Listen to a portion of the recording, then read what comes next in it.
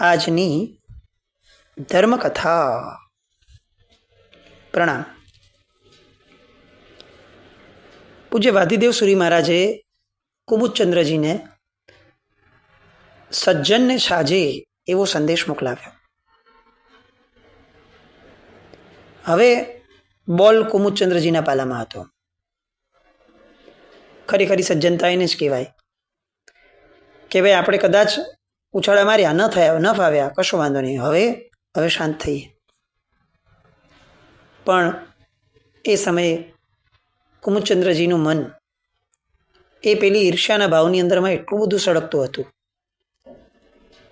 કે આવા ઉપશમના શબ્દો, મૈત્રીના શબ્દો, મીઠાશ ભર્યા વાક્યો,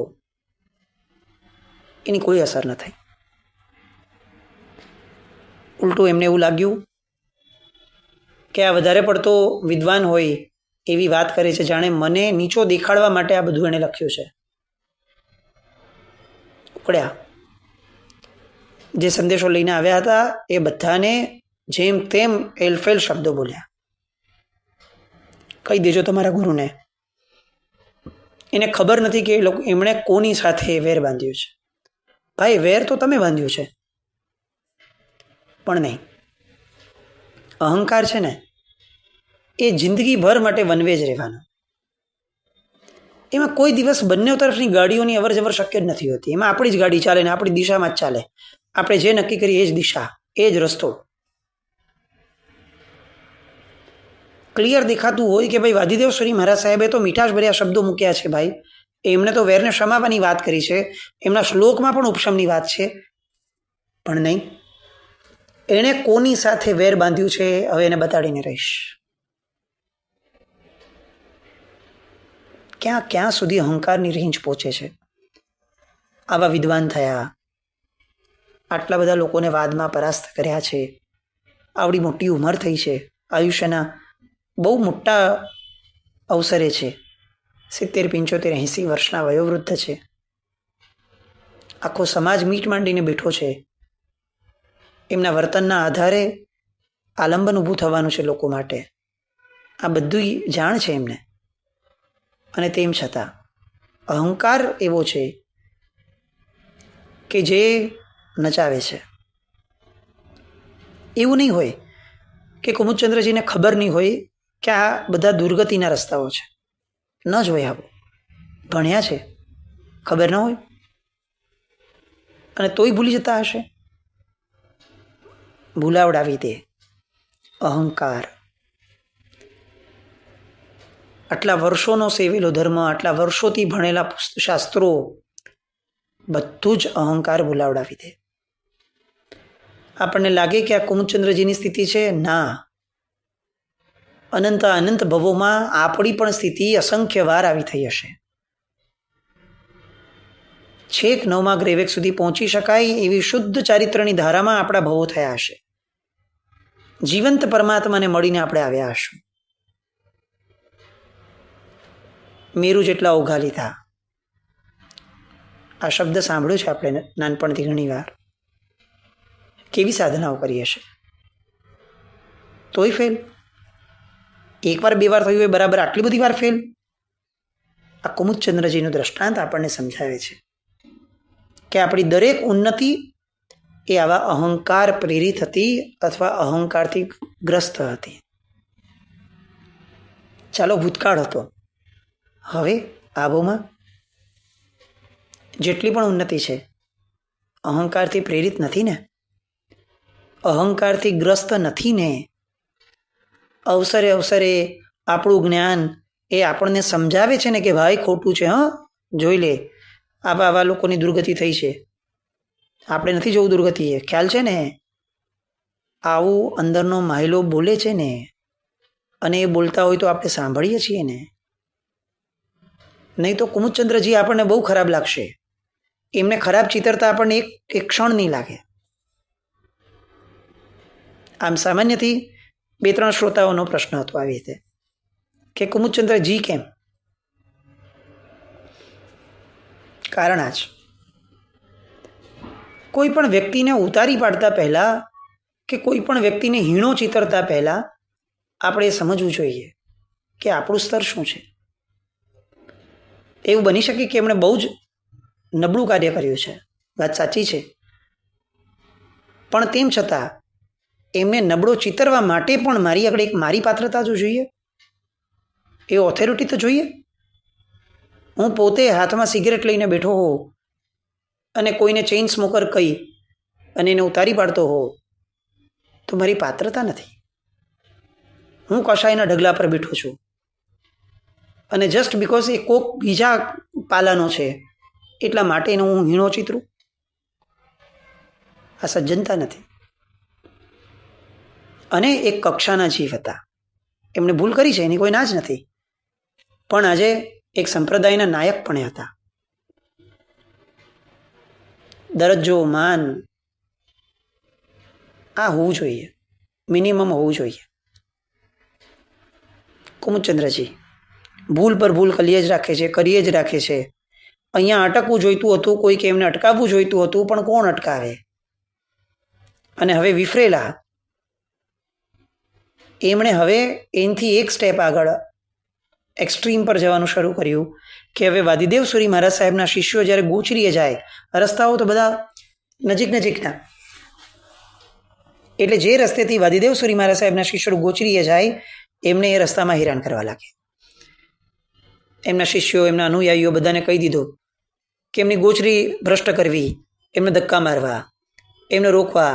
આપણા 4 જણ હોય અને એકલા હોય તો એમને બરોબર પાઠ ભણાવવો, અને લોકો કરવા લાગ્યા. તકલીફ આ છે, સમાજને કે ટોળાને માથું નથી હોતું ને, એ સૌથી નબળી વાત છે, આ સૌથી દુઃખની વાત છે. નહીં તો એક નેતા નબળો પાકે તો આટલા બધા લોકો એ કેમ એને ફોલો કરે, ઉથલાવીને ખતમ કરી નાખે. ભાઈ મૂકો સાઈડ પર, એને તડકે મૂકો, ખોટો છે. પણ ના, લોકોની સમજણ જ ન ખેડવાય, લોકો એને જ ફોલો કરી રાખે. અને આવું એ સમયે પણ થતું હતું, આજે પણ થાય છે. સાધુ ભગવંતો હેરાન થવા લાગ્યા. અને એક પ્રસંગ એવો બન્યો કે જેણે દુષ્ટતાની સીમાડાઓ, બધા જ સીમાડાઓ એ ક્રોસ કરી લીધા. એક વૃદ્ધ સાધ્વીજી ભગવંત, નામ સાધ્વીજી સરસ્વતીજી, બહાર જઈ રહ્યા હતા. અને એ જ સમયે સામેથી પેલા દિગંબરાચાર્ય કુમુદચંદ્રજી એ પાલખીમાં બેસીને આવી રહ્યા હતા. ઓબ્વિયસ છે, પાલખીમાં આવે છે એટલે માણસોના ટોળા સાથે હશે, એમનો જયકાર ચાલે, એમની જ બોલબાલા, એમના નામના નારાઓ ચાલે. કુમુદચંદ્રજીની નજર પડી. વૃદ્ધ સાધ્વીજી છે. તમે વિચારો, સાધુપણું જવા દઈએ, એક માણસાઈ પણ હોય કે જેમાં વૃદ્ધ વ્યક્તિ માટે તો સદભાવ ટકે કમસે કમ. પણ ના, એક ઈર્ષ્યા, એક દ્વેષ, એ માણસને જે ભૂલાવે છે ને એ અનબિલિવેબલ છે. કલ્પના આપણે કરી શકીએ કે દિગંબરના ભટ્ટારક તરીકે બેઠેલા વ્યક્તિ પાલખીમાં બેઠા છે આ ક્ષણે, અને તેમ છતાં પોતાના અનુયાયીઓને આ આંગળીનો ઈશારો કરીને કહે છે કે આ વૃદ્ધ સાધ્વીજીને રોકો, આતરો એને. હવે આ વૃદ્ધ સાધ્વીજીએ આ દિગંબર આચાર્યનું બગાડ્યું શું હતું? એણે કોઈ દિગંબરોને શ્વેતાંબર બનાવ્યા હતા? એ કરનાર તો કોઈક બીજા હતા, બીજા રાજ્યમાં છે અત્યારે. એની સામે લડવા જવાની તો કોઈ વાત નથી. અને એક વૃદ્ધ સાધ્વીજી ભગવંત એને હેરાન કરવાનું શરૂ કર્યું. ક્યાં સુધી આગળ વધ્યું? તો કે મજાક ઉડાડતા એણે લોકોને કીધું કે એમ આટલા મોટા આચાર્યની પાલખી જતી હોય અને રસ્તાની અંદરમાં આવનાર દરેક વ્યક્તિએ એમને જુહારવા જોઈએ, એમનો જયકાર કરવો જોઈએ. અને આ સાધ્વીજી એમને રે કેવી રીતે ચાલે? એમને કહો કે પાલખીમાં બેઠેલા અમારા આચાર્ય ભગવંતના બહુમાન માટે, એમને ભેટ આપવા માટે પણ તમારે નૃત્ય કરવું જોઈએ. કેવી શરમજનક ઘટના. પણ માણસો ભરેલા છે, સેંકડો માણસો છે. સાધ્વીજી ભગવંત કોઈક કારણસર એકલા નીકળ્યા હશે બહાર, સાથે એક પણ સાધ્વીજી નહીં. શું કરવાનું? આ લોકોનો શું વિશ્વાસ? ક્યાંક શીલ ઉપર પણ હુમલો કરી દે. સાધ્વીજીની એ સમયની મનની સ્થિતિ શું હશે એ કલ્પના કરી શકીએ આપણે? આપણે અત્યારે બેઠા હશું ને તો બહુ બોલતા સરસ આવડે આપણને, વોટ્સએપિયા જીવો છે આપણે, ભગવાનનું શાસન છે, યા હોમ કરીને કૂદી પડવું જોઈએ, દાંડો હશે કે નહીં સાધ્વીજી ભગવાન પાસે, બધાની સામે બૂમાબૂમ કરવી જોઈએ, આપણા લોકો આવી ગયા હોત, ધીંગાણું થઈ ગયું હોત, બધું કરી શક્યા હોત. પણ આ બધું આપણે અહીંયા બેઠા બેઠા જ બોલી શકીએ. એ વૃદ્ધ સાધ્વીજી ભગવંત, જેમની ઉંમર હવે જીંક ઝીલવાની નથી રહી, જે સાધ્વીજી ભગવંત છે પોતાની મર્યાદાને બહુ જતનથી જીવાડી છે. કોઈક પુરુષ સામે જોવાની પણ ક્યારેય ઈચ્છા નહીં ઊભી કરી હોય, એની સામે આટલા બધા પુરુષો આવી અને એમને નાચવા માટે હુકમ કરે, આંતરીને ઊભા હોય, દિગંબર આચાર્ય બેઠા બેઠા તમાશો જોતા હોય, અને આપણને ખ્યાલ આવે કે ભાઈ આનો કોઈ પાર પડે એમ નથી હવે. અને વૃદ્ધ સાધ્વીજી ભગવંતે આ હિચકારા કૃત્યને અંત આપવા માટે નૃત્ય કરવું પડ્યું.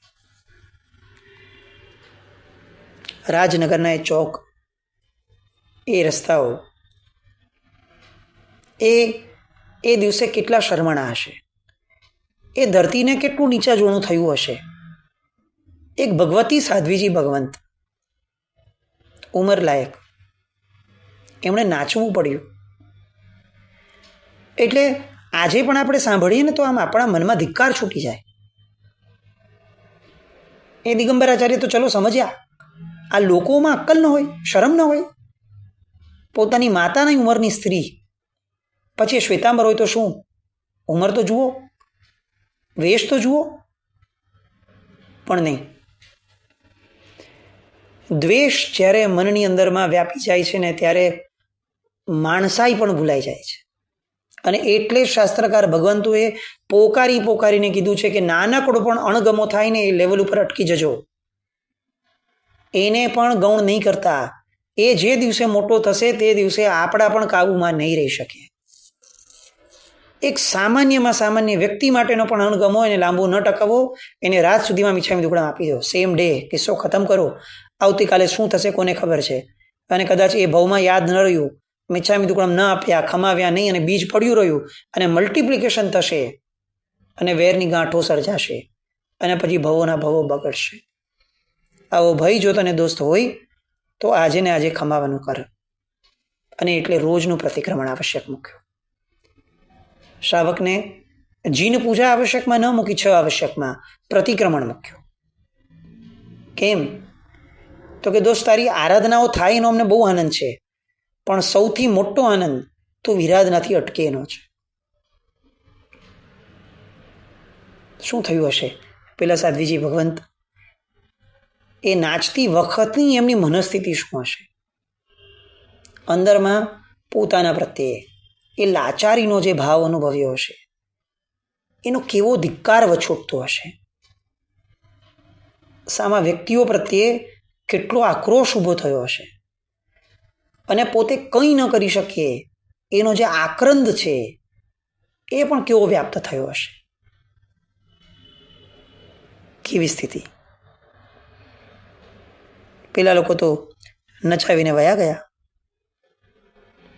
અને સાધ્વીજી ભગવંત, જેણે શ્રી સંઘના આધાર ઉપર જગતમાંથી બધું જ છોડ્યું છે, અને હવે એમને આવી સ્થિતિમાં, આવી ઉંમરમાં આ કામ કરવું પડ્યું. કોઈક સ્ત્રી હોત તો પોતાના મા બાપ આગળ જાત ને બાપને કહેત કે ગમે તે ભોગે આને ખતમ કરી નાખો. એ ક્યાં જાય? એ તો ઘર બાર છોડીને આવ્યા છે. એ હવે કોને કહે? બહુ પ્રામાણિકપણે વિચારીએ કે આજે સાધ્વીજી ભગવંતના મા બાપ કોણ? એ પૂર્વમાં જે હશે, કરોડપતિ હશે, લખપતિ હશે, ગમે તે હશે, જે ઘરમાંથી આવ્યા હશે તે, આજે એમને કંઈક તકલીફ થાય તો એમના મા બાપ કોણ? એ કોને જઈને કહે છે? સંઘના પ્રમુખો, વડીલો, ટ્રસ્ટીઓ, મોભીઓ, આગળ પડતા લોકો, આ બધામાં ક્ષમતા છે? આ બધામાં ખરેખર આવી વિચારધારા છે? બહુ પ્રામાણિકપણે આપણે વિચારીએ. ચાલો, આપણામાં છે. સામાન્ય વ્યક્તિ તરીકે પણ જૈન તો છીએ જ આપણે બી, જિનાલય ઉપાશ્રય જવાવાળા છીએ. છે આ દરકાર? ક્યારેય આવો વિચાર આવ્યો કે કોઈક સાધ્વીજી ભગવાન ભલે અજાણ્યા હોય, એમની આગળ જઈને બેસીએ કે સાહેબ, ગોચરીને બધું તો સચવાઈ જતું હશે સાહેબ, સંઘો સારા છે અમારા, પણ સાહેબ માનસિક રીતે સ્વસ્થ છો સાહેબ? મા બાપ વિના એક આદત તો પડી હશે નાનપણથી, ગુરુ છે આપની સાથે, બધું બરાબર સાહેબ, પણ સાહેબ કંઈ પણ એવું લાગે ને, કોક ગુરુબેન નબળા વેણ બોલી ગયા હોય, કાંક ધાર્યું ન થયું હોય, માણસ છીએ સાહેબ, છદ્મસ્ત છીએ, આપનું પણ મન ક્યાંક નંદવાતું હશે, ક્યાંક અભિવ્યક્તિ કરવા માટે આપણે મન તો થતું હશે ને સાહેબ? આવું કંઈ પણ સાહેબ કહેજો. અમારી પરિપક્વતા એની અમે આશ્વસ્તતા આપ્યા છે. આ વાત બહાર નહીં જાય. આવી યોગ્યતા ઊભી કરી શકશું આપણે? પેલા સાધ્વીજી સાથે શું ન થવું જોઈએ એનો મોરચો કાઢવામાં આપણે સૌથી અગ્રેસર હશું. પણ આવું તો અનેક રીતે અનેક સાધ્વીજી ભગવંતો સાથે આજે થતું હશે. એમને બહારથી કોઈકે નચાવ્યા, કોઈક સાધ્વીજી ભગવંતનું મન, એમના કષાયો એમને નચાવતા હશે. બની શકે. ભેદ તો જીવન સંસારમાં બે જ છે, એક સંસારી અને એક સિદ્ધ. એટલે જે સિદ્ધ નથી થયો ને એ સંસારી તો રહેવાનો તત્વની અપેક્ષાએ, અને સંસારી છે ત્યાં સુધી એનામાં છદ્મસ્ત રહેવાનું જ. એને વેશ બદલ્યો છે એ સિદ્ધ થવા માટે બદલ્યો છે, સિદ્ધ થઈને નથી બદલ્યો. એટલે એનામાં ઉણપ રહેવાની, એ ઉણપને સમાવવાની તૈયારી, એ ઉણપને સમાવવાની તૈયારી છે આપણી. બહુ નિખાલસતાથી વિચારીએ કે આવું સાધ્વીજી ભગવાન સાથે થયું હોત, આપણે શું કર્યું હોત? સાહેબે શું કર્યું? ગયા? ક્યાંય ન ગયા, પોતાના સ્થાને ન ગયા સાધ્વીજી ભગવંત. એના એ જ આક્રંદ અને આક્રોશ સાથે સીધા ત્યાંથી ગયા પૂજ્યવાદી દેવસુરી મહારાજ સાહેબના સ્થાને. ઉંમરથી વૃદ્ધ છે એટલે કહેવાનો અધિકાર છે. જઈને આખી વાત કરી કે પેલા કુમુદચંદ્રજી પાલખીમાં બેઠા બેઠા મારી સાથે આ કરાવ્યું સાહેબ, આવી રીતે મને નચાવી છે આ વેશમાં. આ એક સાધ્વીજનું અપમાન છે કે શ્વેતાંબર સંપ્રદાયનું અપમાન છે? આ શ્વેતાંબર સંપ્રદાયનું પણ અપમાન નથી, આ માણસાઈનું પણ અપમાન છે સાહેબ. આ તો દુષ્ટતા છે, નિર્લજ્જતા છે, અધમતા છે, નીચતા છે. તમે જે નામ આપો એ બધું જ છે સાહેબ, પણ એ એની ભૂમિકા છે. હવે આપની ભૂમિકા અત્યારે શું છે એ જણાવો સાહેબ. આ સાંભળ્યું આપે, હવે આપ શું કરવા વિચારો છો એ બોલો. એમણે એ સમયના આક્રંદની ભાષામાં, પોતે ઉંમરલાયક છે, બાદીદેવસુરી મહારાજ સાહેબની ઉંમર હજી 38-39, અને આ સાધ્વીજી ભગવંત 75-80, more than double, almost double. એ ઉંમરના સાધ્વીજી ભગવંત માતાની ઉંમર કરતાંય મોટા ગણી શકાય. એ ઉંમરના સાધ્વીજી ભગવંત 38-39 વર્ષના પોતાના ગચ્છ નાયક છે.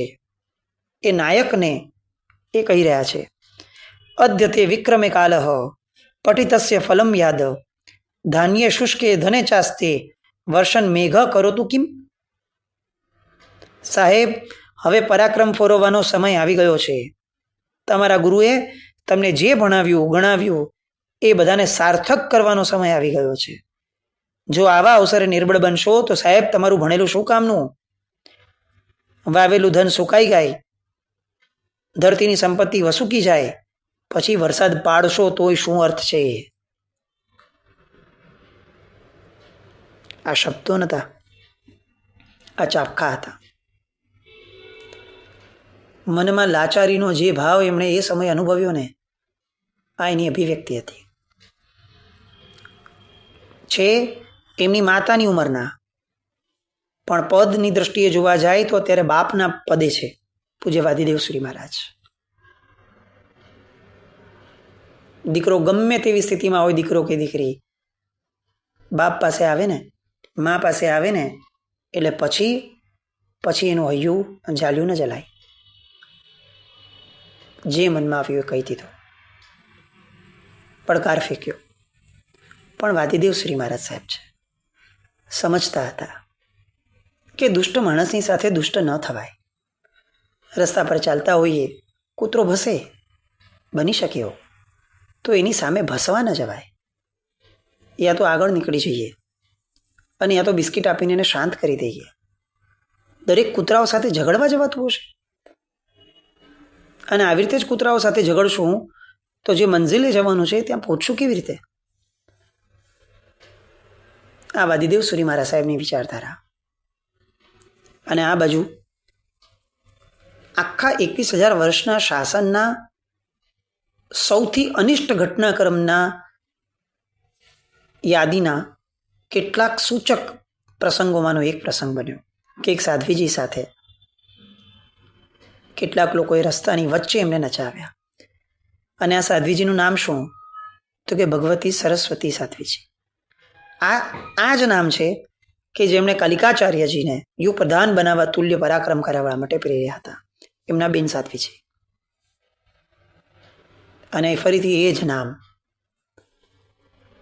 અને હવે બોલ આવ્યો છે પૂજ્ય વાદીદેવ શ્રી મહારાજ સાહેબના પાલામાં.